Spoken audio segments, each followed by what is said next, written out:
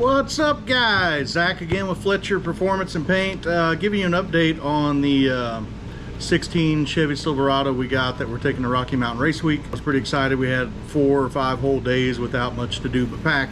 We seen we had a little blow-by coming out of the engine, out of the valve cover. We had some positive crankcase pressure going on there. With a little bit of a cam in the truck, even at idle, we shouldn't have much of that going on. And it's pulling vacuum on the engine, so when you still got a little bit of pressure, you got something probably going on. When we put the 6.2 in this truck originally, it was a bone stock L86, and we found it had a cracked piston, and it actually broke off down here at the oil ring, and it was just allowing it to have a little blow-by and smoke.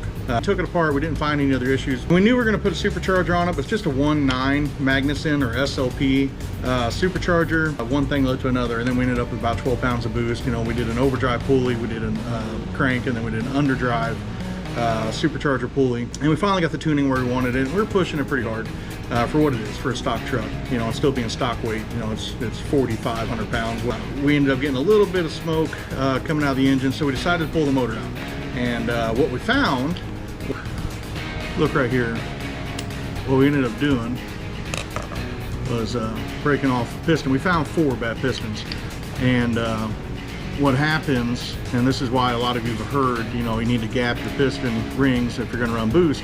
So when this is in your cylinder and you've only got factory clearance, but we did not gap these rings when we put it together, and we definitely should have, we just didn't do it. So when these rings the pistons get hot, the rings get hot, the cylinder temperatures are pretty high, they'll grow a little bit, and then whenever that ring gap disappears, all that force goes somewhere, and what happens is the center here where these rings, piston rings touch, push up in this case, and it actually just broke off part of the piston there. So we've got it apart, and what happened now, the parts guy got it wrong.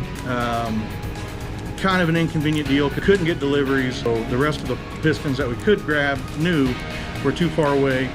So luckily I did spend most of the workday, me and another guy, one of the employees there at the shop, and we drove around and we called around, and we were able to find 3 of the 4 other pistons we needed. Pretty well got everything ironed out, got everything working good, and here we are.